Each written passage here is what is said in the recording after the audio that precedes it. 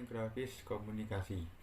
Desain grafis adalah suatu bentuk komunikasi visual yang menggunakan teks atau gambar untuk menyampaikan informasi atau pesan. Desain grafis adalah proses komunikasi menggunakan elemen visual seperti tulisan, bentuk, dan gambar yang dimaksudkan untuk menciptakan persepsi akan suatu pesan yang ingin disampaikan. Di dalam desain grafis, teks juga dianggap gambar karena merupakan hasil dari abstraksi simbol-simbol yang bisa dibunyikan. Bidang ini melibatkan proses komunikasi visual. Desain grafis diterapkan dalam desain komunikasi dan fine art. Seni desain grafis mencakup kemampuan kognitif dan keterampilan visual yang termasuk di dalamnya. Menurut Muhammad Suyanto, desain grafis dapat didefinisikan sebagai aplikasi dari keterampilan seni dan komunikasi untuk kebutuhan bisnis dan industri, atau yang biasa disebut seni komersil. Desain grafis menghasilkan produk visual seperti yang pertama yaitu ada brosur, tata letak majalah, cover buku, logo, website, aplikasi ponsel, dan lain sebagainya.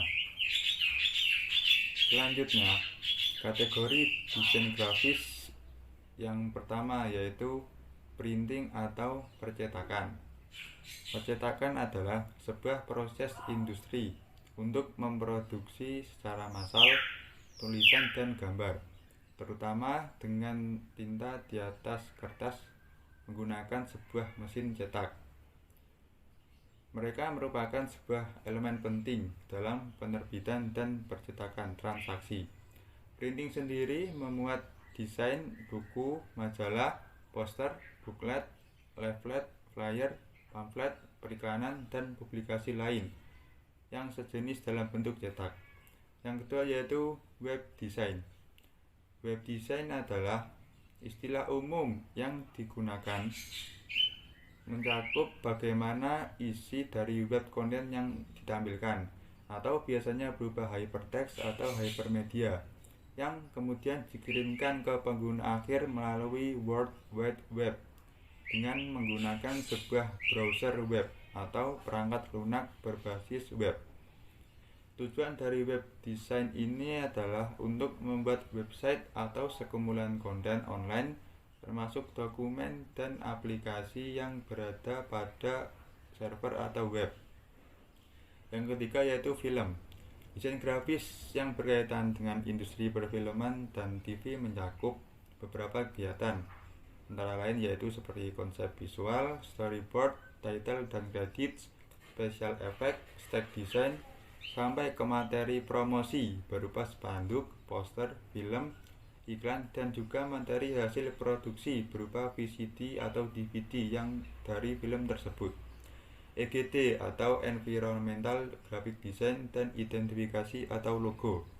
Kedua bidang yaitu EGD dan logo merupakan desain profesional yang mencakup desain grafis, desain arsitek, desain industri, dan arsitek taman. Yang kelima yaitu desain produk. Desain produk bisa disebut juga sebagai industrial design yang merupakan bidang ilmu dalam perencanaan dan perancangan barang untuk memenuhi kebutuhan manusia. Sebuah karya desain dianggap sebagai intelektual kekayaan karena merupakan hasil buah pikiran dan kreativitas dari pendesainnya, sehingga dilindungi hak ciptanya oleh pemerintah melalui Undang-Undang Nomor 31 Tahun 2000 tentang Desain Industri. Jangka waktu perlindungan untuk desain industri itu sendiri adalah 10 tahun terhitung sejak tanggal penerimaan permohonan desain industri ke kantor Ditjen Hak Kekayaan Intelektual. Sekian materi yang bisa saya sampaikan. Kurang lebihnya mohon maaf. Assalamualaikum warahmatullahi wabarakatuh. Materi kedua yaitu yang berjudul peranan desain grafis pada media. Desain grafis adalah ilmu yang mempelajari dan mengembangkan bahasa visual, atau salah satunya yaitu untuk keperluan informasi dan komunikasi dari pelontar pesan.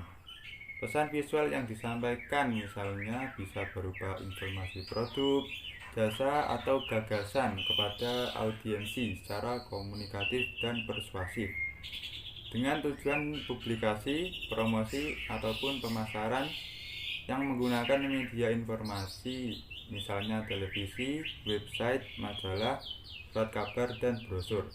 Agar pesan efektif dan dipahami, dapat mengubah sikap sasaran dan audiensi sesuai tujuan pemasaran.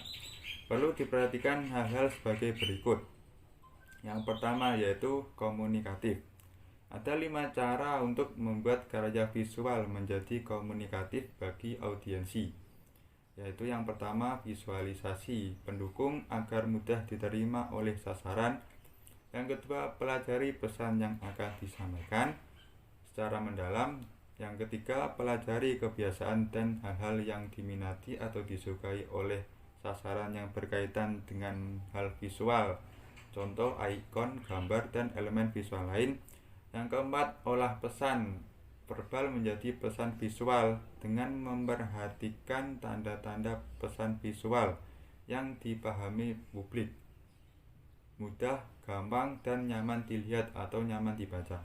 Yang kelima, buatlah sederhana dan menarik, contoh media infografis.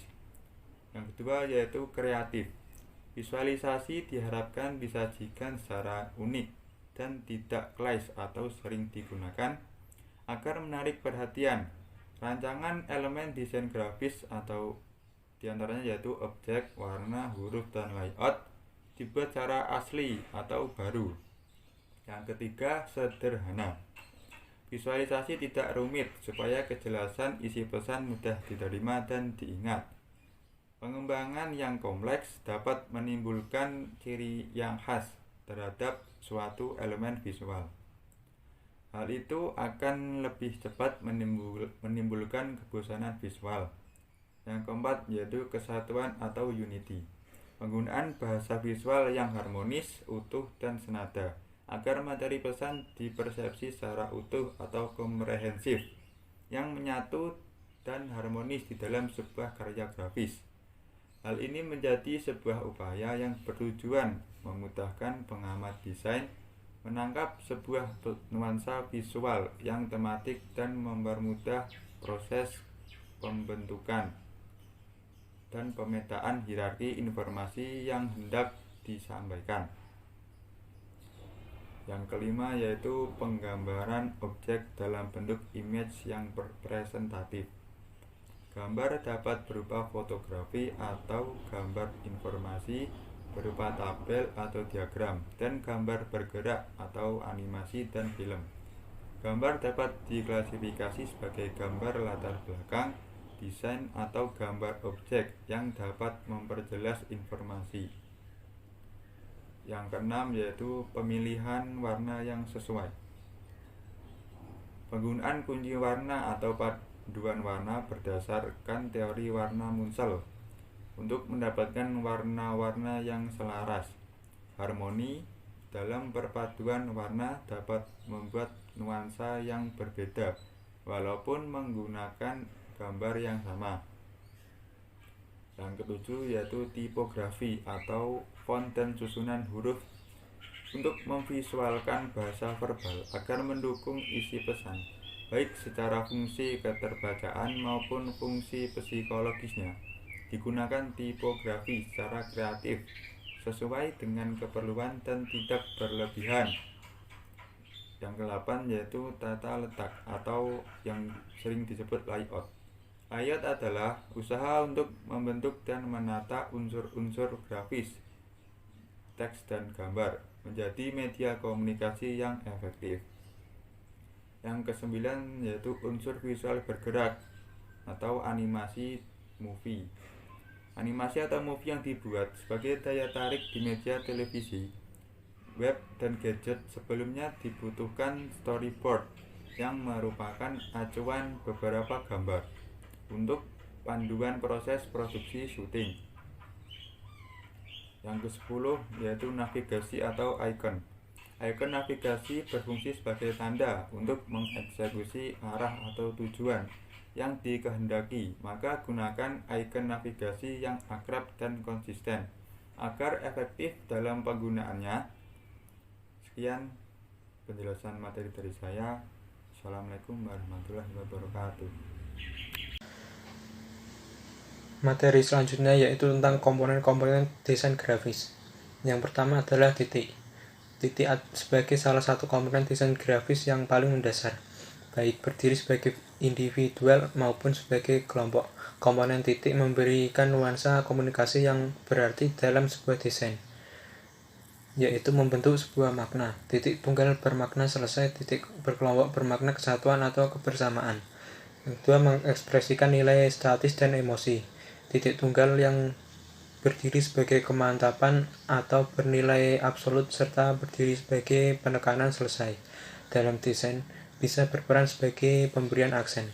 Yang kedua, garis atau line. Garis adalah sebuah komponen desain grafis yang merupakan perapatan dari sekelompok titik yang berurut dan berunut, baik berdiri sebagai elemen utama maupun bagian dari komunikasi. Komponen garis memberikan juga nuansa komunikasi yang berarti dalam sebuah desain. Potensi garis antara lain membentuk garis tepi atau kontur sebuah benda, mengekspresikan gerak dan emosi. Dalam desain bisa berperan sebagai pemberian aksen atau sebagai pembatas kolom dan dekoratif desain. Yang ketiga, bentuk atau raut. Yang dinamakan bentuk atau raut adalah sebuah komponen desain grafis yang merupakan bertemunya titik awal garis dengan titik akhir garis. Tentunya hasil dari garis yang bertemu ini membentuk sebuah bidang. Bidang tersebut baik berdiri sebagai elemen utama maupun bagian dari aksen komunikasi, sangat berperan dalam memberikan nuansa komunikasi yang berarti dalam sebuah desain. Potensi dalam desain antara lain satu, menyatakan suatu bangun yang tampak dari suatu benda. Bentuk merupakan rupa keliling dari sebuah rancang. Bentuk mempunyai garis atau outline atau pembatas di sekitarnya. Bentuk memaksimalkan karakter atau kesan yang ingin dicapai. Selanjutnya yaitu ruang. Ruang adalah sebuah komponen desain grafis yang merupakan kelanjutan dari bentuk yang dikembangkan dan dapat membentuk ruang imajiner terkait persepsi pengamatnya. Ruang merupakan jarak antara suatu bentuk dengan bentuk yang lainnya. Dalam prinsip desain, area yang kosong dianggap sebagai elemen desain. Bidang kosong dapat sebagai ruang ventilasi, juga bisa sebagai pemberi kesan tekanan kepada objek visual yang ingin ditonjolkan. Selanjutnya, terang bayang. Terang bayang adalah sebuah komponen desain grafis yang merupakan permainan baru dalam bentuk atau ranah lingkung arsir. Dalam penambahan elemen arsir tersebut, bentuk yang dikembangkan akan memiliki nuansa realistik yang diambil dari prinsip jatuhnya unsur gelap terang pada sebuah benda bila terkena sumber cahaya. Selanjutnya, warna. Warna adalah sensasi yang ditimbulkan oleh otak sebagai akibat daripada sentuhan gelombang-gelombang cahaya pada retina mata. Kira-kira ada 10 juta warna yang berbeda yang dapat dilihat dari mata manusia. Warna dapat berupa warna alam maupun buatan. Dan yang terakhir adalah tekstur. Tekstur adalah sebuah komponen desain grafis yang merupakan tampilan atau karakteristik gambaran atau representasi sifat dari suatu permukaan. Tekstur dapat dibiarkan sebagaimana adanya atau diolah secara khusus menurut kehendak perancangnya. Permukaan dapat polos, bersisi, licin, kasar, pudar, kusam, gelap, lembut, halus, dan lain-lainnya.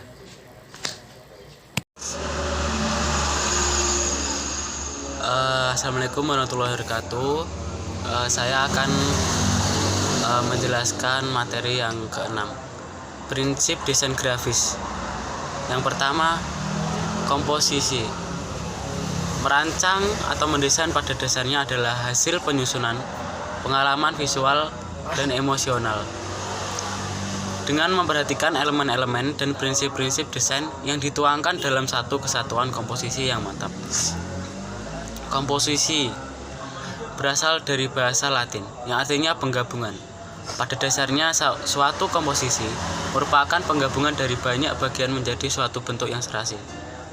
Definisi umum dari desain grafis: suatu susunan unsur desain yang digunakan untuk perencanaan komposisi yang ditata secara serasi dengan berlandaskan prinsip-prinsip desain sehingga tercapai kesatuan antara unsur-unsur desain.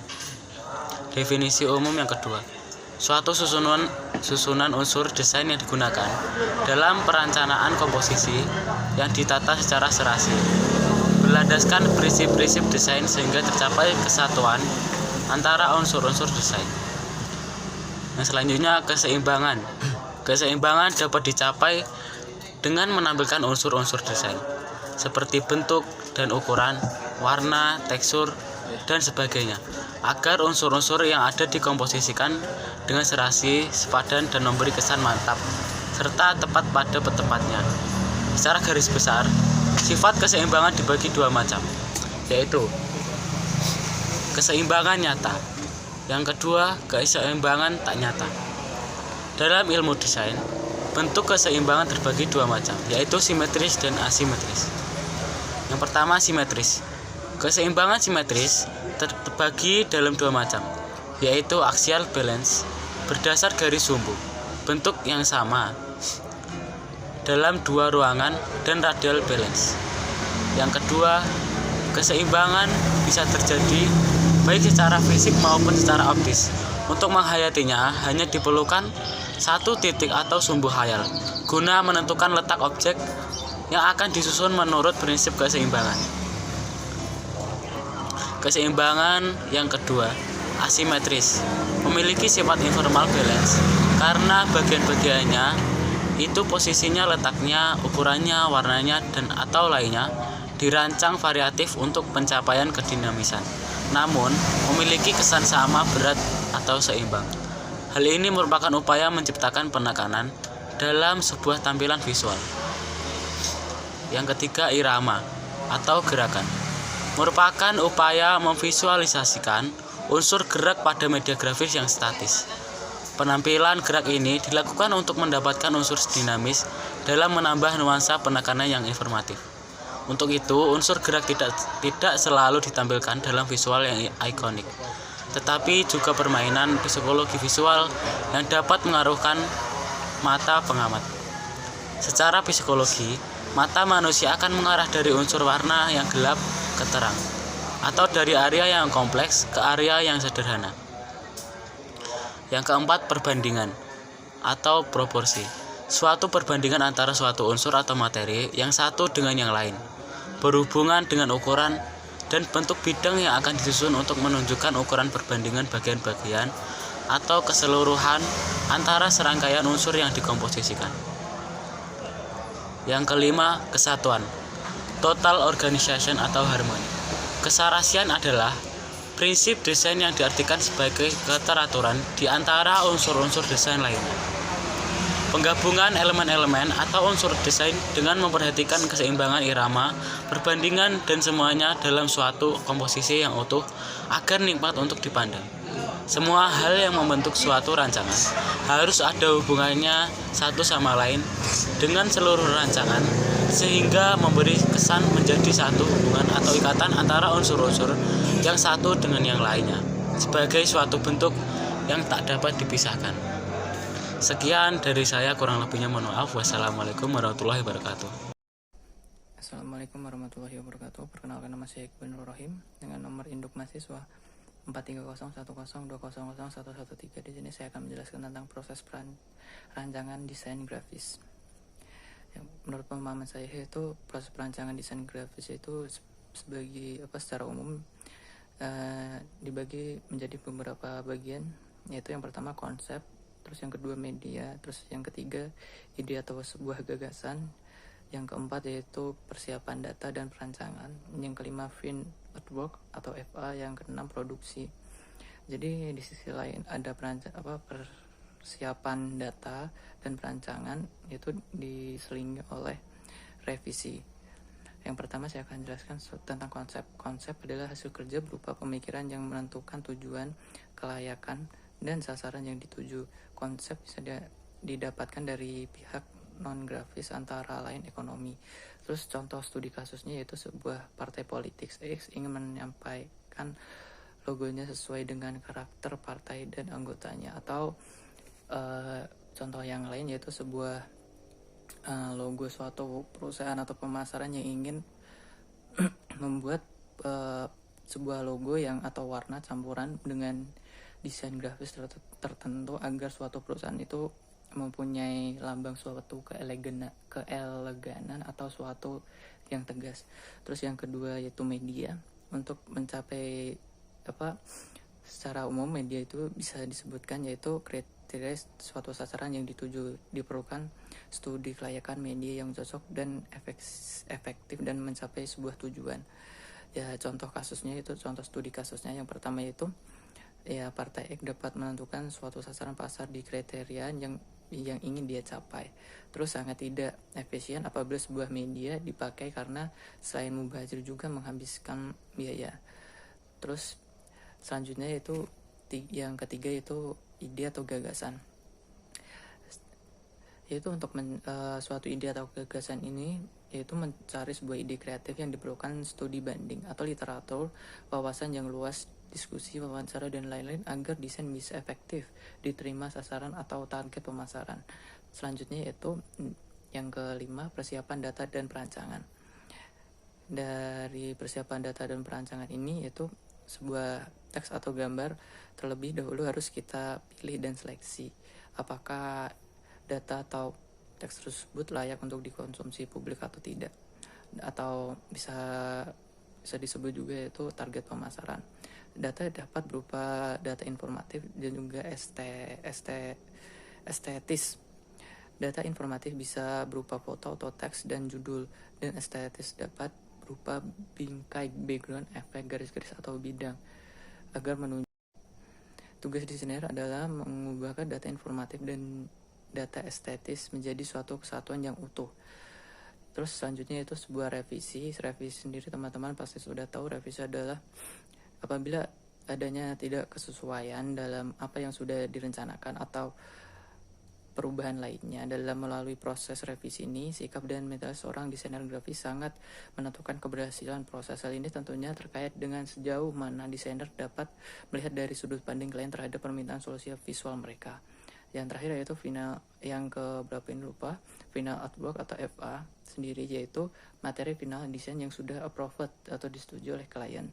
Jadi sebuah gagasan ide yang sudah disetujui sebuah klien atau permintaan yang sudah disetujui oleh klien. Yang terakhir yaitu produksi. Dari beberapa ini setelah desain selesai sebaiknya lebih dahulu di proofing atau printing preview hasil cetak mesin sebelum diperbanyak untuk memastikan sesuai warna dan hasil cetak. Jika tidak ditemukan kesalahan apapun, desain siap untuk diperbanyak atau cetak. Setelah melewati beberapa proses seperti final artwork dan revisi-revisi setelahnya. Sekian penjelasan dari saya, kurang lebihnya mohon maaf. Wassalamualaikum warahmatullahi wabarakatuh.